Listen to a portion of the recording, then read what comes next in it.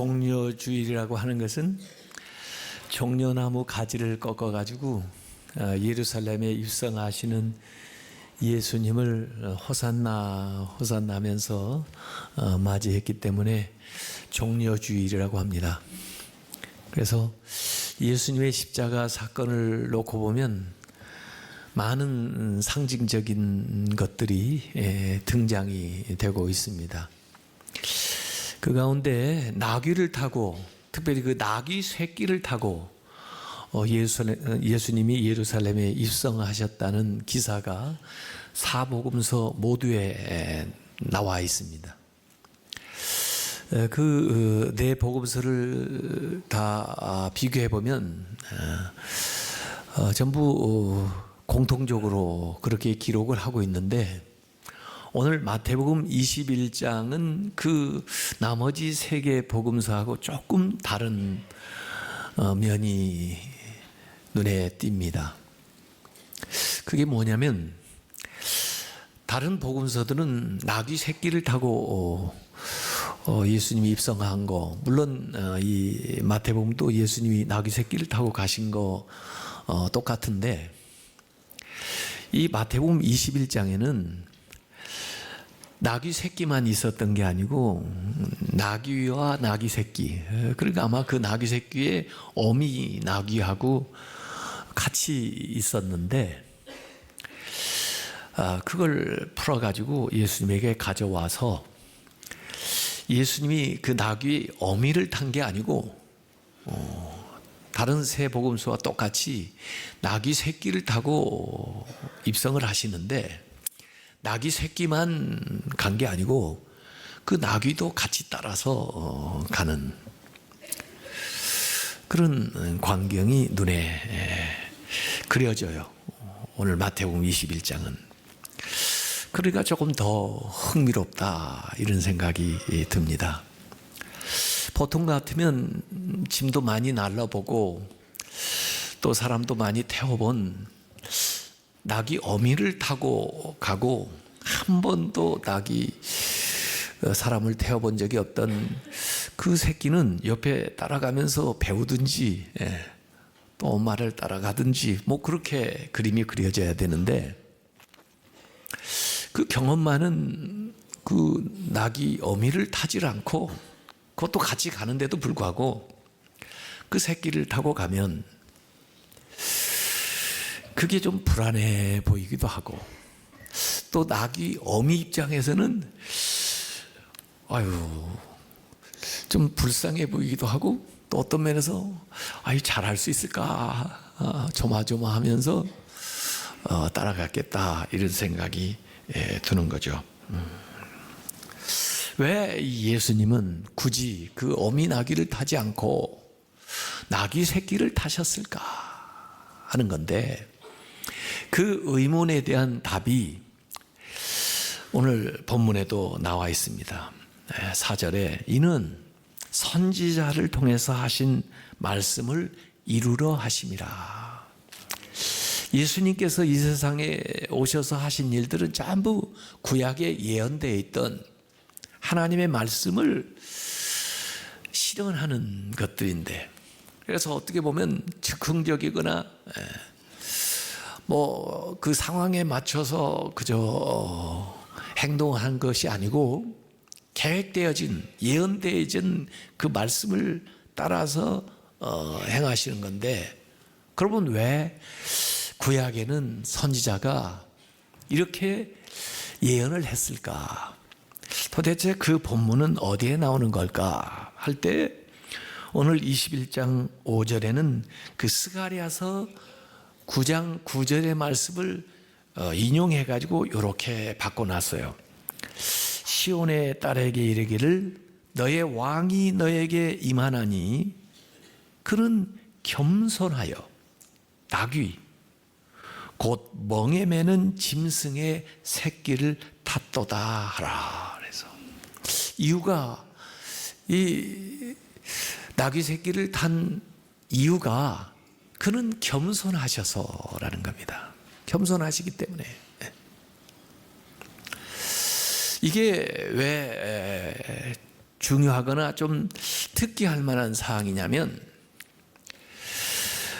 그 당시에 흩어져 있던 유대인들이 유월절 명절, 가장 큰 명절이니까 예루살렘으로 몰려들어서 한 20만 이런 사람들이 그 유월절을 보내는데, 각국에서 오니까 참 대단한 사람들도 많이 올 거고, 또 볼거리도 많이 있을 거고, 또 거기 가면 물건들도 통용이 될 거고, 여러 가지 신기한 모습들을 보게 될 텐데, 이렇게 사람들이 많이 모여오게 되니까 당연히 치안에 대한 염려도 있을 테니까, 그 당시 다스리고 있던 로마, 그 로마의 원래 이 군의 주둔지는 그 지중해 항구에 인접해 있는 가이샤라라고 하는 도시에 총독이 항상 거기 거주하고 있고, 로마 군이 거기에 주둔을 하고 있는데,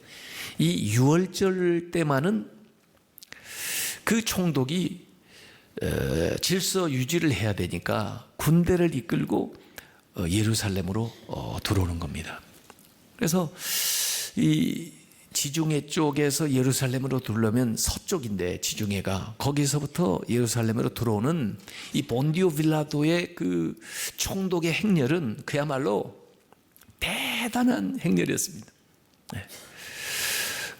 총독은 사실 그 지역을 다스리는 최고 지도자이기 때문에 아마 정장을 갖추고 큰 말, 그리고 장식, 또 무기, 그리고 악기, 또 군사들이 쫙 도열을 해가지고 아마 줄을 맞춰서 음악에 맞춰서 지나가는데, 아마 사람들이 나와서 그걸 구경을 했을 거예요.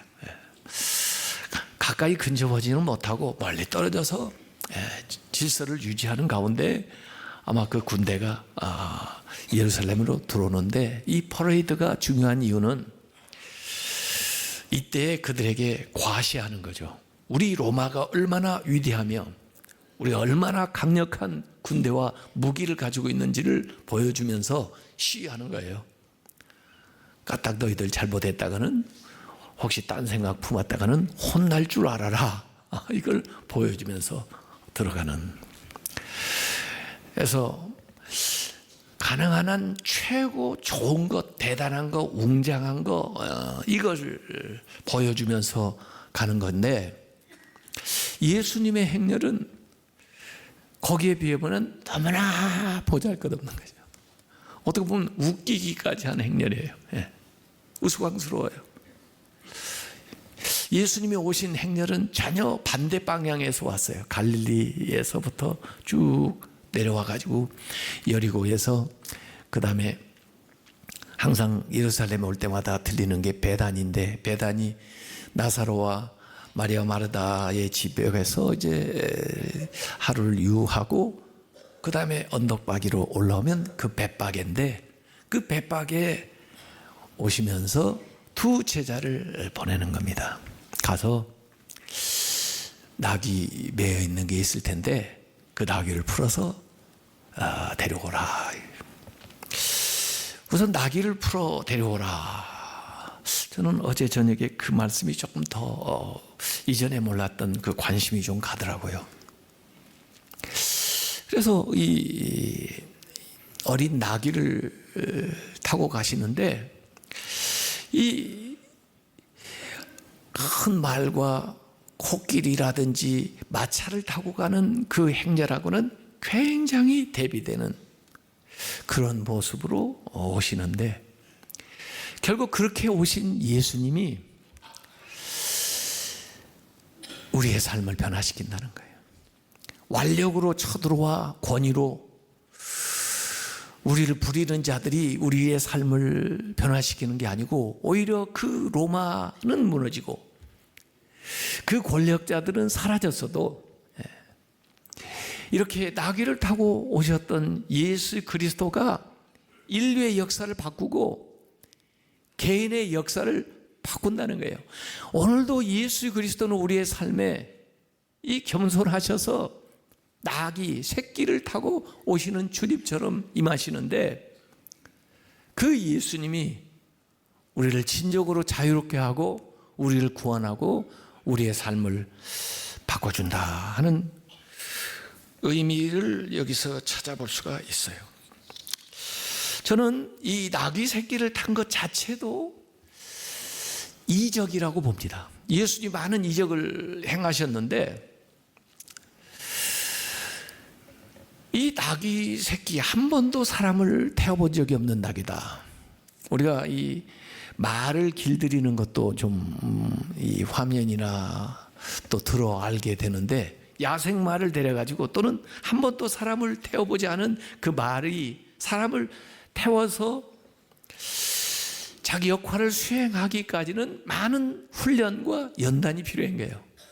그걸 통해서 완전하게 그 일을 숙달되게 수행을 하는 건데, 이 어미 나귀가 아니라 새끼 나귀를 한 번도 사람을 모셔보지 않은 그야말로 초보 중에 왕초보인데, 이를 예수님이 타셔가지고 결국 이가 훌륭하게 자기의 역할을 끝냈다고 하는 것은 이건 굉장한 이적이다. 더구나 그 상황이 평상시의 상황과 굉장히 다른 상황이에요. 사람들이 몰려오고 환호를 하고, 한 번도 자기가 경험해보지 않은, 접해보지 않은, 상상할 수 없었던 그 일에 처음 쓰임을 받는데도 불구하고 참 의젓하게, 그 어미 아마 나귀가 볼 때 대견스러웠을 것 같아요. 그것은 그 자신에게서 나온 능력이 아니라 그 자신을 쓰고 계시는, 자신 위에 타고 계시는 예수 그리스도, 그분의 능력으로, 그분의 역사로 자기가 가지고 있는 힘보다 더 일들을 잘 수행하고 자기가 가지고 있는 능력보다 더 그 모든 일들을 완성할 수 있었다는 생각이 들어가는 거예요. 심지어 이 어린 나귀에 대해서 그 주인조차도 그 쓸모에 대해서 잘 알지를 못했습니다. 그래서 제자들이 이걸 풀어가지고 데려가려고 하니까 그거 뭐에 쓰려고 그래요? 이 주인조차도 그 용도에 대해서, 그 유용성에 대해서 잘 알지 못하는데 주님께서 너무나 놀랍게 아름답게 쓰셨다는 거죠. 저는 이 다윗이 사무엘을 만나게 될 때 그 광경을 가만히 생각해 보면, 아버지도 그 이새도 자기 아들 중에 그 다윗의 이 진면목을 잘 몰랐던 것 같아요. 그래서 다른 아들들은 다 불러서 사무엘을 이렇게 영접하고 면접하기는 했지만, 자기가 생각해도 이 다윗은 내놓을 만한 사람이 못 됐던 것 같아요. 그런데 하나님이 보시는 안목은 다르다는 거죠. 결국 하나님께서 그 다윗을 들어서 위대한 역사를 이룬다. 이런 일들을 오늘 이 나귀를 타고 오시는 예수님의 모습에서 우리가 찾아볼 수가 있습니다.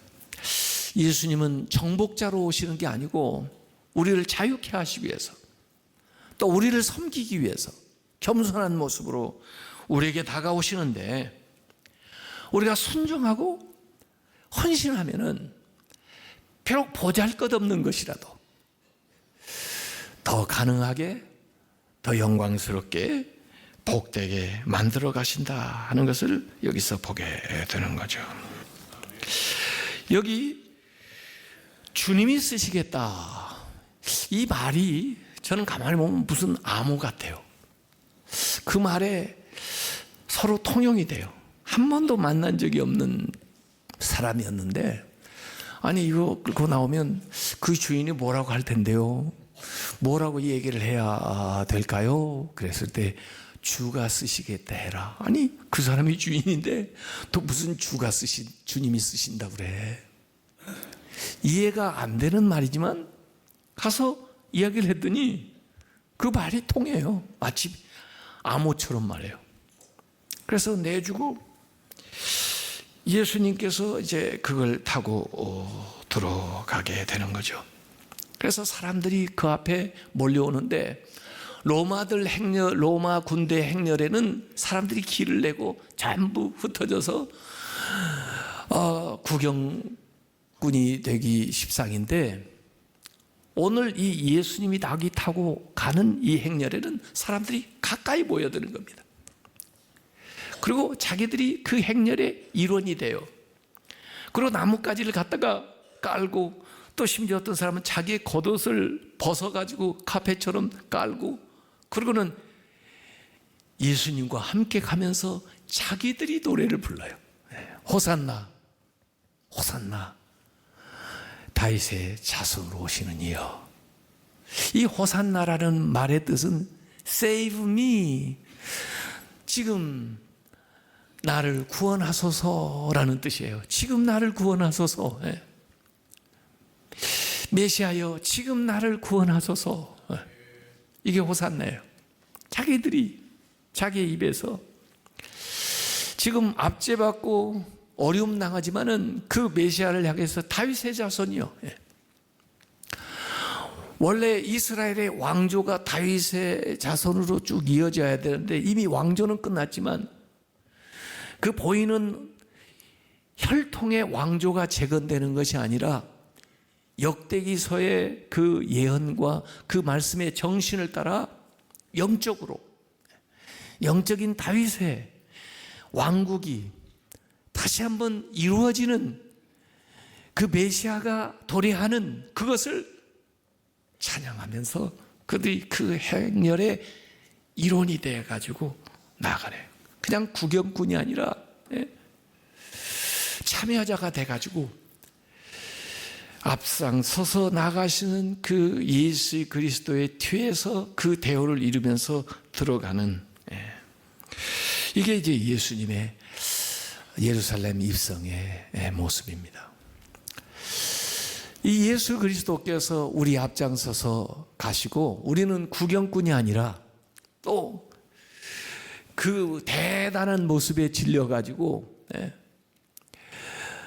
기가 죽어 있는 그 모습이 아니라 정말 예수님과 가까이해서 찬양하면서 참여하면서 나아가는 그 모습이 오늘 마태복음 21장에 기록되어 있는 예루살렘 입성의 모습이에요.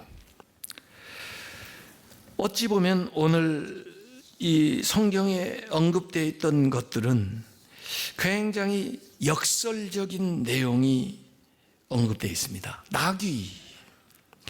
나귀라는 게 성경적으로 긍정적인 이미지를 가지고 있는 게 아니에요. 사실은 부정적인 이미지를 가지고 있습니다. 나귀 그러면 고집이 세고 또 우둔하고 뭐 이런 어떤 이미지를 가지고 있는 거예요. 그런데 그런 나귀라도 주님이 찾아 쓰신다는 거예요. 그러면 이렇게 영광스럽게 될 수 있다는 것을 보여주는 거예요. 그래서 제가 성경에 나오는 나귀들 이렇게 보니까요, 주로 물론 운송수단으로 쓰여지지만은 민수기 22장 28절에는 나귀에 대한 이런 얘기가 나옵니다. 나귀가 입을 열어 발람에게 이르되 내가 당신에게 무엇을 하였기에 나를 이같이 3번 때리느냐 말을 해요. 이 나귀가. 근데 발람에게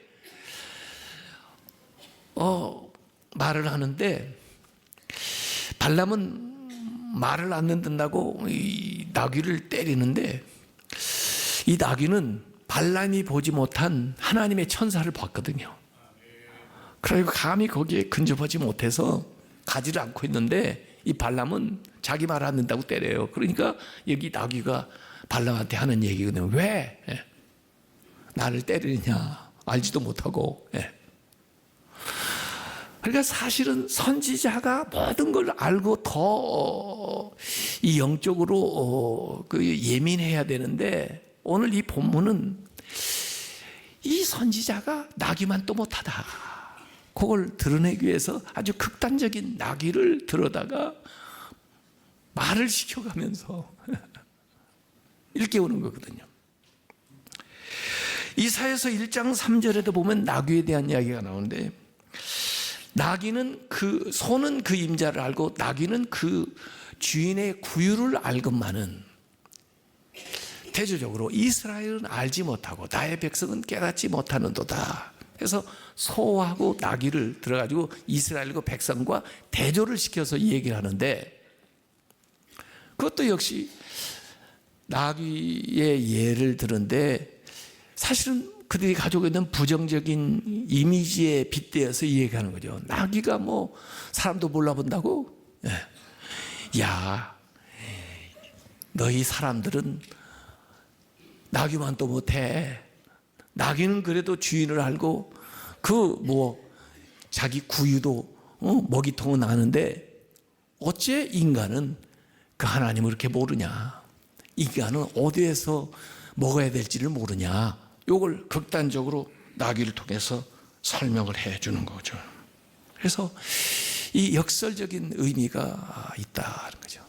비록 나귀같이 어리석고 고집세고 볼품없고 쓸모없이 보이는 그런 짐승이라도 주님이 쓰시면은 이렇게 훌륭한 역할을 감당할 수 있는 것들이 된다는 거예요.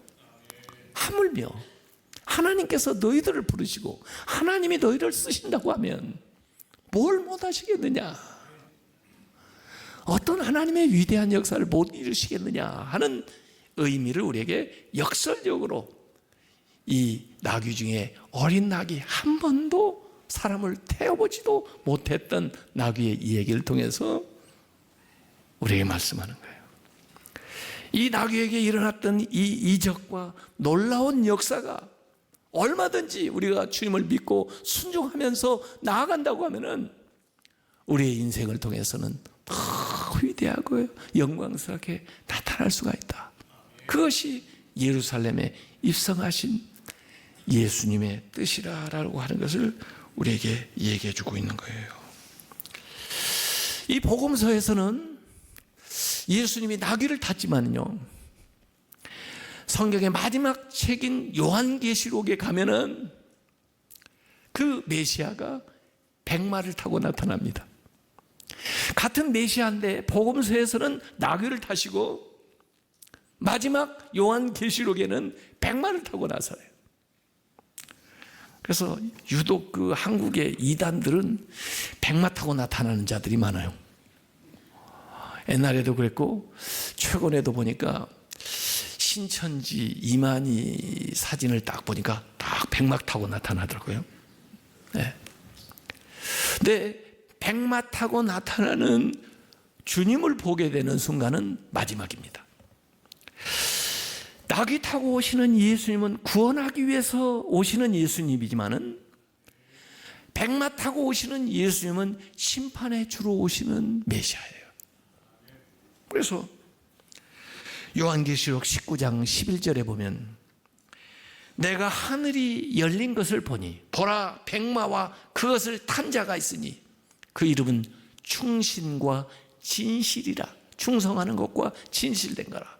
그가 공의로 심판하며 싸우더라. 그 메시아가 그렇게 올 뿐만 아니라 그 뒤에 요한계시록 19장 14절에 보니까 하늘에 있는 군대들이 희고 깨끗한 세마포 옷을 입고 백마를 파고 그를 따르더라. 마치 로마 군대가 의장대를 앞세우고 예루살렘에 입성했던 그 모습이 마지막에 주님이 메시아로 심판해 주러 오시는 그 모습을 연상시켜줘요. 그러나 아직 이 종려주일에는 구원하시기 위해서 오시는 것입니다.